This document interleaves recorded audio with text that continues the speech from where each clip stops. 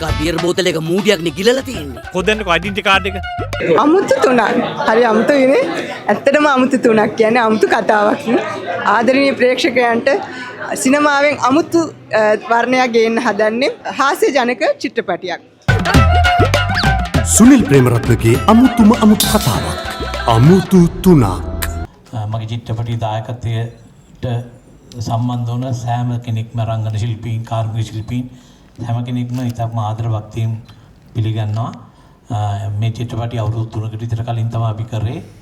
මේ එතකොට ගොඩක් කරදර බාධක මැද්දේ කරන්න ඕනේ. ඒ කාලේ තිබ්බේ රටේ තිබ්බේ වාතාවරණයකුත් එච්චර යහපත් තිබ්බේ නැහැ. ඒකින්ද ගොඩක් රූපගත කරන ස්ථාන වලට විශේෂයෙන් අපි ලක්සබාන වගේ තැන්වල ගිහිල්ලා බොහොම අමාරුවෙන් රූපගත කරපු දර්ශන තියෙනවා මේකේ.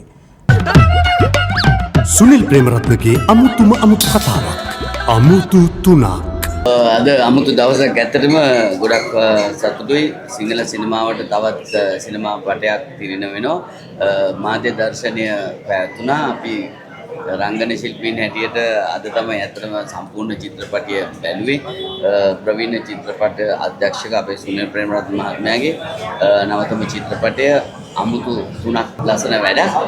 අන්න මේ බලන්නකෝනේ. මට මං කියනවා ඔයාට කොල්ලෙක් ඉන්නවා කියලා. සුනිල් ප්‍රේමරත්නගේ අමුතුම අමුතු කතාවක්. අමුතු තුනක්. ඉතින් ඇත්තටම අද ලස්සන දවසක්, සුන්දර දවසක්.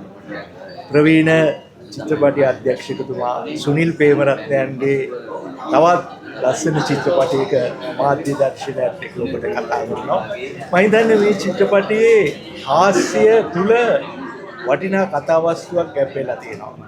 අමුතු තුනක් චිත්‍රපටයේ අද මංගල දර්ශනයේ පැවැත්වුණා. ඉතින් මම ඒ චිත්‍රපටයේ පාවියන් මහා සින්දුව අශාන් ප්‍රනන්දෝයත් එක්ක ගායනා කරා.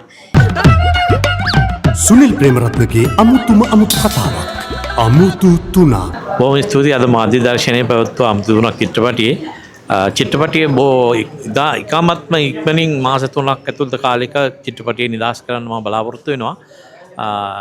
ඉතින් මින් ඉදිරියට මම දෙයක් චිත්‍රපටිය ගැන කියනවට වැඩිය චිත්‍රපටිය නරබල ප්‍රේක්ෂක වෙන ප්‍රතිචාර තමයි මම බලාපොරොත්තු වෙන්නේ. චිත්‍රපටිය නිම කිරීමේදී මට ගොඩාක් සහයෝගය දුන්නා. මට විශේෂයෙන් මගේ නිෂ්පාදකවරු මතක් කරන්න ඕන. නිෂ්පාදකවරු 6 දෙනෙක් මේ චිත්‍රපටියේ ඉන්නවා.